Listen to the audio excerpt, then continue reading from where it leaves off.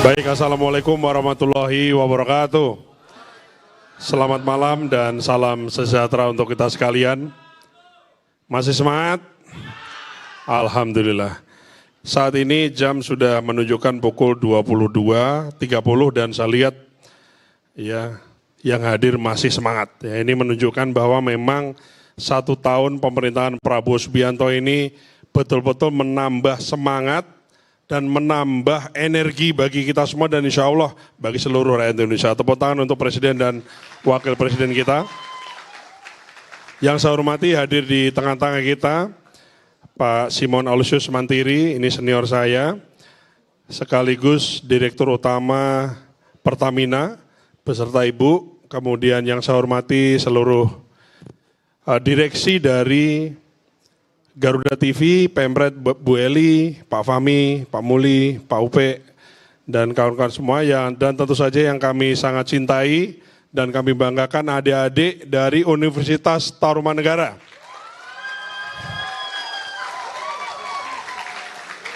Yang terhormat Rektor dan segenap pimpinan Sivitas Akademika Universitas Tarumanegara, saya ingin mengucapkan terima kasih yang sebesar-besarnya. Saya hadir di hadapan saudara-saudara, tadi saya ingin lebih membicarakan sebagai founder saja, jadi saya closing momen malam ini. Jadi untuk pangan mungkin saya spill sedikit. Selama 1 tahun 12 bulan Prabowo Subianto dan Gibran Rakabuming Raka menjadi Presiden dan Wakil Presiden Republik Indonesia yang jatuh pada hari ini. Di sektor pangan kita telah mencatatkan produktivitas tertinggi beras sepanjang sejarah Republik kita. Dan juga stok yang disimpan sebagai beras cadangan pemerintah tertinggi di bulan Juli 4,2 juta ton tertinggi sepanjang Republik ini berdiri. Rahasianya apa?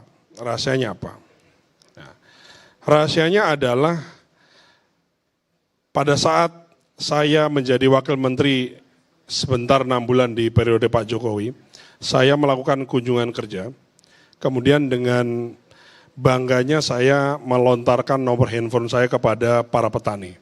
Saya pikir mungkin yang dengar hanya 500 sampai 1.000 orang yang hadir di situ, ternyata ada yang merekam di TikTok-nya dan kemudian nyebar di sosial media. Immediately dalam 1 malam ada sekitar lebih dari 20.000 WhatsApp masuk ke handphone saya. Dari 20.000 itu membawa berkah bagi saya. Setelah saya telaah secara statistik ada 4 keluhan besar petani. Yang ini di kemudian hari saya sampaikan kepada Presiden terpilih waktu itu Pak Prabowo Subianto. Yang pertama, petani mengeluhkan benih yang baik. Yang kedua, petani mengeluhkan pupuk yang cukup dan ada pada saat dibutuhkan. Yang ketiga, petani mengeluhkan terkait air, ketersediaan air, irigasi, dan seterusnya. Dan yang keempat adalah manakala panen raya, petani mengeluhkan biasanya harganya jatuh.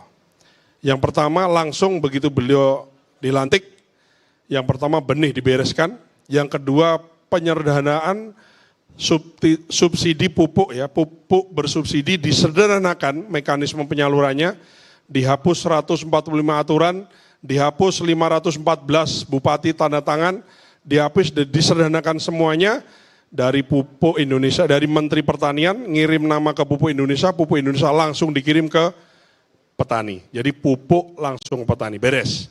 Yang ketiga adalah irigasi, air dan ketersediaan air.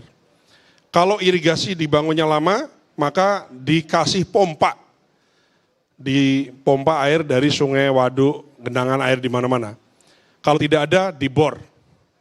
Kalau tidak ada, bikin embung. Jadi air pun terpenuhi. Yang keempat adalah di saat panen raya, harga jatuh dan Presiden sudah menetapkan HPP gabah 6.500 dan yang tidak serap oleh pasar diserap oleh Bulog. Dan ini membawa keberhasilan yang besar.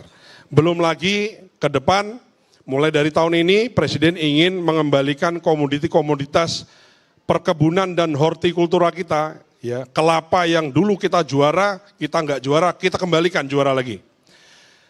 Kopi yang dulu kita juara, kita tidak juara, kita kembali lagi. Jadi ini adalah sektor pertanian, sektor pangan ini adalah sektor yang menjadi prioritas di pemerintahan Prabowo Gibran, baik itu di Asatita maupun di 8 program aksi cepatnya. Saya kira cukup ya, itu nanti lain-lain bisa dicek di banyak berita begitu, sehingga ke depan intinya adalah semua bisa hidup tanpa kecuali kita tidak bisa hidup tanpa makan. Ini selalu kita dengar. Presiden ingin urusan pangan ini tidak boleh menjadi barang yang ditawar-tawar. Tidak boleh menjadi barang yang menjadi bahan negosiasi. Tidak boleh menjadi komoditas negosiasi antar negara. Karena begitu presiden bernegosiasi di tingkat dunia dan yang dibawa isunya adalah isu pangan, udah otomatis pasti kalah. Maka ketahanan nomor 1 yang paling utama adalah ketahanan pangan. Kita tahan pangan, kita swasembada pangan, dan kemudian kita berdaulat pangan. Gitu. Berdaulat itu artinya kita merdeka secara pangan. Saya mau menipis isu sedikit, Pak, tapi di gudang Bulog katanya ada beras yang rusak. Betul, karena ada cadangan berasnya 4.200.000. Kenapa dulu nggak ada, Pak? Karena dulu tidak ada berasnya. Sesimpel itu. Dari 4.200.000 ada kita temukan sekitar 29.000, let's say 30.000. Betul, apakah ada yang rusak? Betul, ada yang rusak. Kenapa dulu nggak ada? Karena dulu tidak ada berasnya. Sekarang ada berasnya, melimpah pula. Gitu. Jadi tidak bisa kemudian dibandingkan apple to apple. Ya, jadi memang beras kemudian yang rusak itu bagaimana? Tidak kita buang. Tetap bisa dimanfaatkan untuk pakan ternak, bisa dimanfaatkan untuk pakan hewan lah, pakan ternak tadi itu. Ya, jadi Bapak Ibu semua yang di sini di studio maupun di tempat kampus Universitas Tarumanegara maupun Bapak Ibu semua yang tinggal di rumah, ampun bimbang dan ampun sumelang ya gitu. Jangan pernah bimbang dan jangan pernah ragu-ragu bahwa insya Allah ketersediaan pangan kita, beras kita cukup, jagung kita cukup, kita tidak impor gula konsumsi dan kita tidak impor garam konsumsi di tahun 2025 ini. Jadi tidak impor beras lagi dan kita stop impor beras, insya Allah kita mulai dari tahun 2025. Tentu belum, karena tahun 2025-nya masih 2 atau 3 bulan ke depan. Kita berharap sampai dengan akhir tahun ini, prediksi produksi beras kita surplus 3,5 sampai 4 juta ton. Maka kalau itu prediksi betul terjadi, datanya bukan di kami, datanya di BPS, maka insya Allah sekali lagi saya sampaikan, Indonesia tidak impor beras lagi. Bapak dan Ibu semua yang saya hormati, banyak tantangan, banyak perjalanan, ini baru 1 tahun, babak pertama dari 5 babak yang harus kita hadapi. Apakah semuanya sudah baik? Tentu saja ada 1-2 yang barangkali perlu dilakukan perbaikan. Saya selalu mengatakan bahwa manakala ada rumah, kok di situ ada tikusnya, maka yang harus dibereskan adalah tikusnya. Apakah Anda pelihara kucing, atau pelihara harimau, atau pelihara yang lain yang sebagai musuhnya kucing. Bukan kemudian karena ada tikusnya, maka kemudian rumahnya yang dibakar, keliru.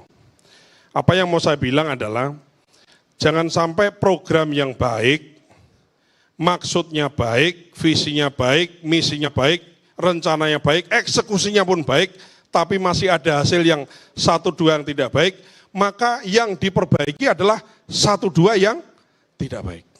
Bukan berarti kemudian karena ada 1-2 dianggap semuanya kemudian gagal. Maka pemerintah Prabowo Gibran ini tidak anti kritik, tapi kita ingin mana yang kurang, mana yang harus diperbaiki, tolong ditunjukkan.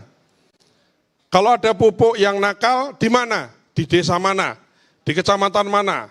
Pengecernya nama siapa? Langsung kita tindak kalau memang melanggar menjual pupuk di atas ketentuan.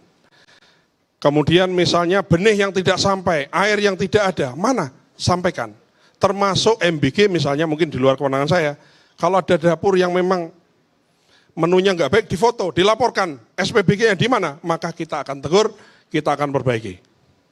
Jadi bukan berarti ada satu yang salah, dianggap jutaan atau miliaran porsi MBG kemudian salah semua. Maka saya ingin mengajak adik-adik mahasiswa semuanya, kritis boleh tapi kita harus objektif ya. Jadikan diri kita adalah generasi pinter. Nah, maka ini 2 menit lagi lah ya. Maka untuk menjadi generasi yang pintar, menurut Presiden Prabowo Subianto, maka orang itu supaya pintar harus banyak mendengar, banyak melihat, dan banyak membaca. Jadi, maka Garuda TV, saya sebagai founder, memang menginisiasi kegiatan Garuda TV Road to Campus. Dalam rangka apa? Menyediakan atau menghadirkan narasumber yang bisa membawa hasanah, ilmu baru, pengetahuan baru, kemudian wawasan baru bagi mahasiswa. Itu bagian dari membuat diri kita pintar. Kalau kita meliterasi diri kita dengan hanya bermodalan TikTok, di mana generasi milenial itu nonton video paling lama 15 detik, baru dia scroll. Itu milenial, seusia saya. 40, ya kira-kira gitu. Nah generasi Gen Z, Anda tahu berapa tahan nonton videonya? 8 detik. Maka saya ingin mengajak, apakah kemudian acaranya terlalu lama, boring?